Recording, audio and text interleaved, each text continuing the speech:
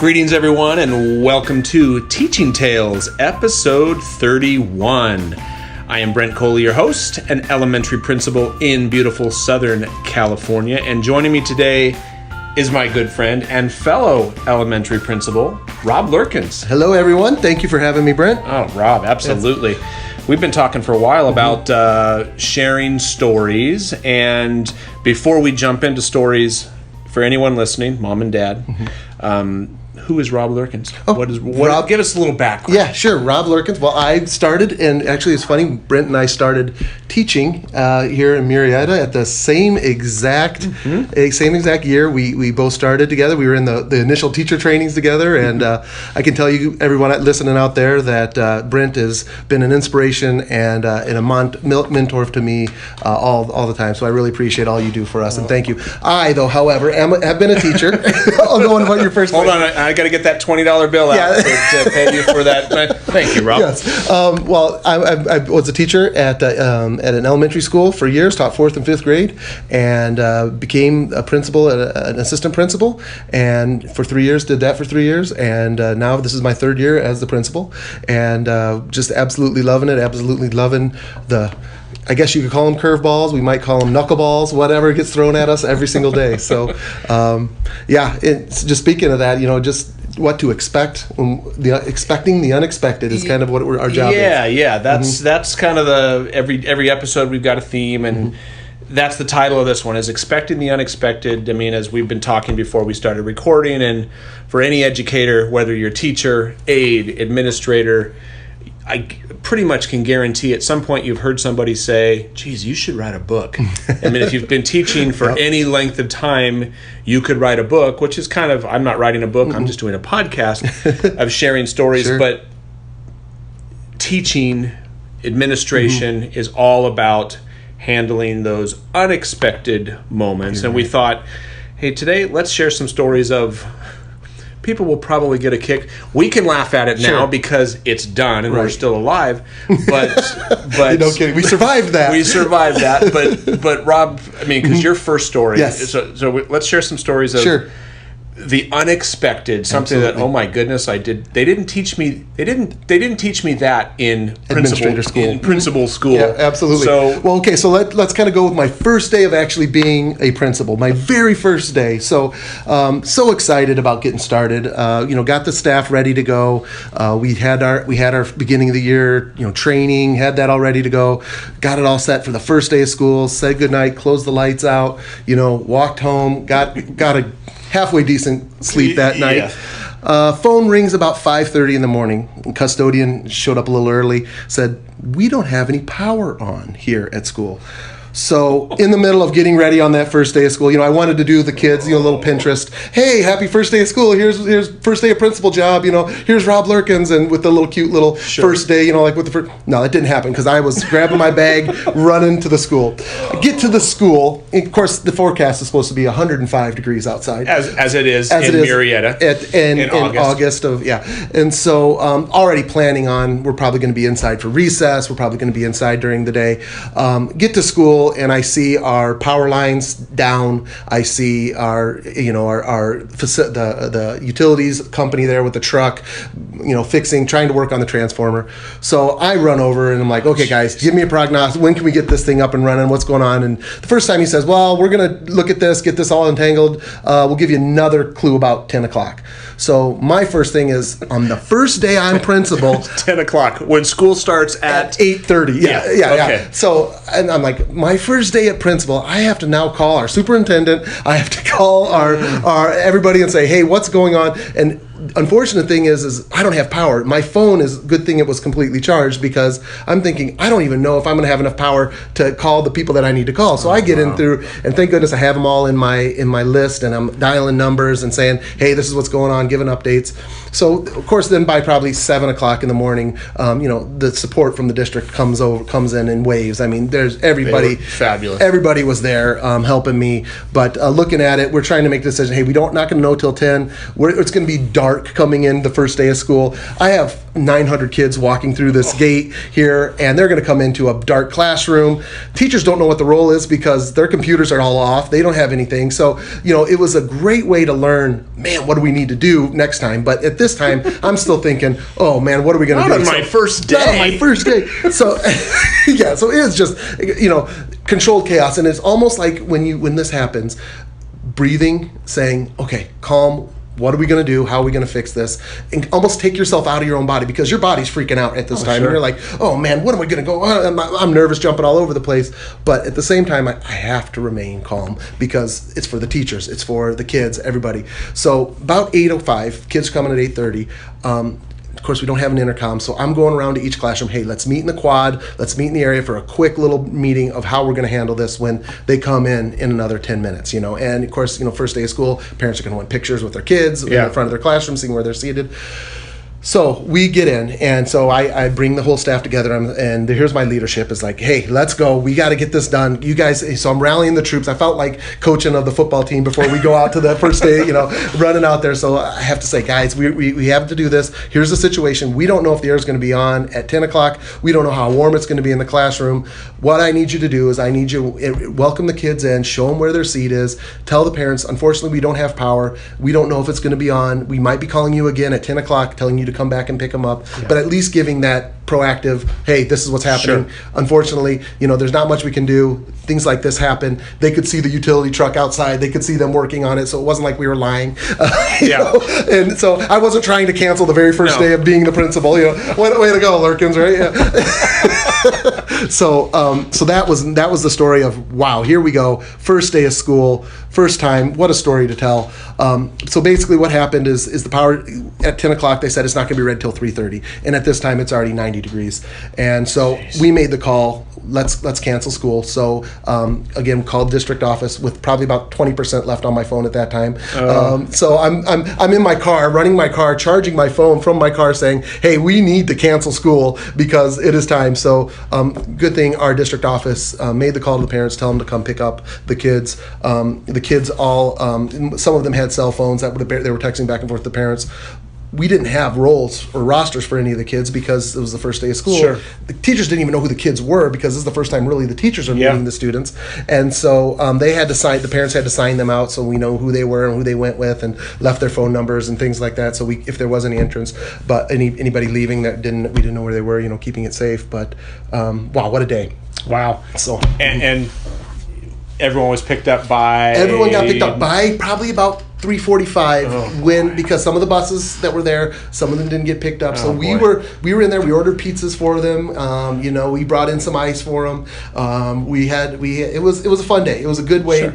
It actually, the next day was a real opening with the lights on, and it was a great way to kind of start because you broke the ice. You broke the ice the first day. Yeah. It couldn't be worse, right? That's what you're thinking. Yeah, it can't be worse. Knock on wood. So it was just. Communication with the parents was important at that time, thinking about the different things that we needed to do and how we needed to communicate. So a couple all calls went out to them, thanking them for their patience with it. And, of course, the next year, first day of school, some of the parents come by, hey, Lurkins, did you pay the bill this year? Oh, you got power on. That's better than last year. It can't be worse than last year. So, wow. Well, and I have a similar story. I mean... Thankfully, it wasn't quite that bad, but it was just recently, 2 or 3 weeks ago, we had, if you remember, we had a big storm. Sure. And at about 2:15 in the afternoon, in my site, we get out at 3 o'clock. The wind was blowing, there was lightning in the area, it was like starting to rain, and all of a sudden, right at about 2:15, boom, power goes out. Which... That's not the biggest. No. I mean, kids power goes out. Yeah, no problem. The problem was that when the power went out, the fire alarm went off. Oh no! So now the fire alarm is going. Do we evacuate? Do we not evacuate? And I'm thinking, oh geez, this has just happened because of the power going out. There's lightning outside. There's heavy winds. So I pick up the phone to go on the intercom. Our phones are dead now connected because they're voice over IP phones, so they're connected to the internet. So I've got no phones, and one of those things. I try like 3 or 4, like pick it up. Nope. Still not working. It's like, oh, geez, what do I do? Because meanwhile, and I just said, boom. I just took off running because I have Remind on my phone. Most of my staff is signed up for that. And one of my teachers afterwards said, why didn't you just remind? And it's like, the thought crossed my mind, but not strongly enough, because I just said, you know what? I don't have time to even get it.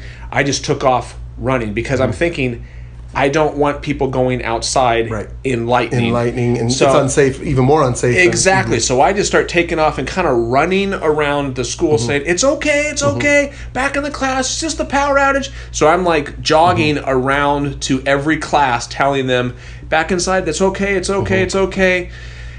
I was told after the fact, you can imagine when the alarm goes off, and because some of the teachers were starting to come out, and I was having to say, no, back inside, it's okay, trying to remain. And I wasn't like freaking out in my voice, but I was told afterwards, put yourself in the teacher or the students, the alarm is going off, and you see the principal running. It's a good point. Some of them are like, it's a good point. Oh my gosh, what is going on? So reflecting on, and it was fine. Everyone got back in. The power fortunately went back on at about 2:45. The lightning had moved on, so everything worked. Dismissal was okay. Dismissal was okay. We were thinking, how are we going to do dismissal? It all worked out, but me reflecting on it was kind of like, okay, you had meant like we got to remain calm. While I had to get the word out to them because I didn't want them out in lightning. I realized that by trying to be quick, I did freak some of the people out, and really it's like, I could have reminded. Not sure really what I could have done differently. I mean, short of sending the text message, and we just had a staff meeting 2 days ago, and I made sure, guys, going forward, based on that, we kind of relayed that story. You have to make sure you're on that remind, because if we have a situation like that, barring obviously a disaster, if the cell phones don't work, this is how we're going to get the word out to you. If we have a lockdown or something like that, you need to have your phones ready, because that's how I'm going to push it out. But well, boy, so crazy. Do you have another unexpected well, of course, story? And like you were saying, and I haven't heard. I'd heard the first one. I don't know what you're going to tell now. I could say any event happened in the last 4 weeks. You really could, because that's the joy of being a principal. Yeah. You don't have a set lesson plan where you come in and this is what you're going to do and this is what you're going to teach. It almost reminds me a little bit of when I was first starting as a substitute teacher, because you didn't know what was really on the other side, what was on the other side of that door, and what kids were coming in. True. And so at the same time, that's the joy of this job, is that you never look at the clock. You never watch the clock, because you always have something going on, and there's always something different. You never know. I mean, and the thing is as what do they say? Superintendents never like surprises, and either do principals. And so it's just some of the things that you always want to communicate, and hopefully that your staff trusts you enough to communicate with you as well. Because obviously we're all here for kids, and we're always here to be here for kids. And was saying Rudy Giuliani, he said in one of his quotes was, after 9/11 happened, he said, "The calmest person in the room is the one who gets to survive." So it's really very important that as long as you're the calmest person in the room, you're going to be okay. So, and those are the people, those who you are leading will look for calmness, kind of like as parents. When your kiddo falls down and skins their knee.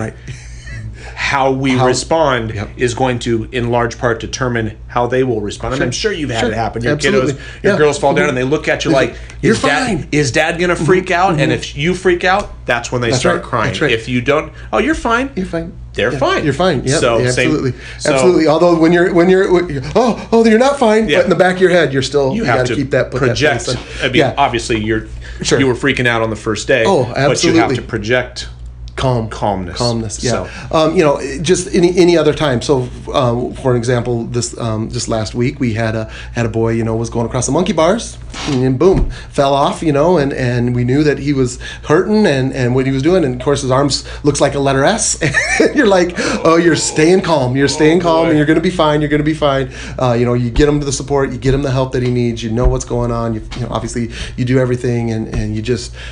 those are just one of many things that what makes the job of a principal so complex. And so you have to be able to have that situation happen and within the next 5 minutes turn around, and now you're at an assembly rewarding students for doing a great job. So it's like you have to have that face of, okay, breathe.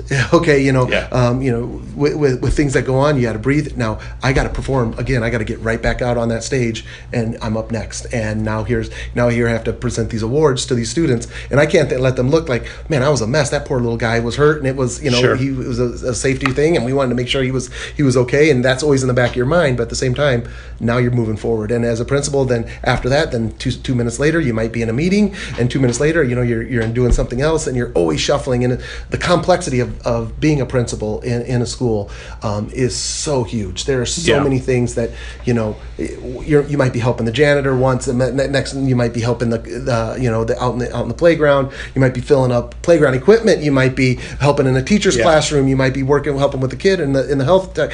Just everywhere. You're in an hour. In an hour. In an hour. In an hour. And if you're a teacher, I'm thinking for any teachers listening too, it's the same. I mean, it's not exactly the same thing, but the principle still applies. And any teacher listening, we used to be in the classroom as well. You're going to get the same type of thing. Maybe not exactly the same, but in an hour's time, you're going to have a bloody nose, a kid who throws up all over the place, the kid who has run out of the classroom, and now you have to go get him, the kiddo who is still crying because mom left. All of these things in an hour. A call from the office, a call from another interruption, and having to project the not air, but the outward appearance of I've got this. Because if the kids know you've got this, it's that safety. I mean, we had just last week another unexpected. Oh my goodness, it was I don't even remember what day it was, but we have as you know, we have a training center on my site, a district training center, because my school is centrally located. So we had teachers from all over the district coming to the site for training, and the bell rang. I just did my morning announcements. Teachers are coming for training, which is going to start at about 9 o'clock. And one of our parents, who I had seen leave, she comes running into the office and says, "Mr. Coley, a tree branch just fell on a car in the parking lot." And it broke the windshield. Oh no! And I'm like, oh my gosh! So I grab my hat, grab my walkie-talkie, and start jogging out there. And as I'm jogging out there, so when you hear tree branch, I'm thinking like a walking stick or something, and it's cracked the windshield. As I'm walking out, it's like a trunk, like a 6-inch diameter tree branch that snapped off of a eucalyptus tree 30 feet up and landed on the back of a car, completely smashing in the back of the car. Oh, no. When there were 2 children in the back seat, who thankfully were fine.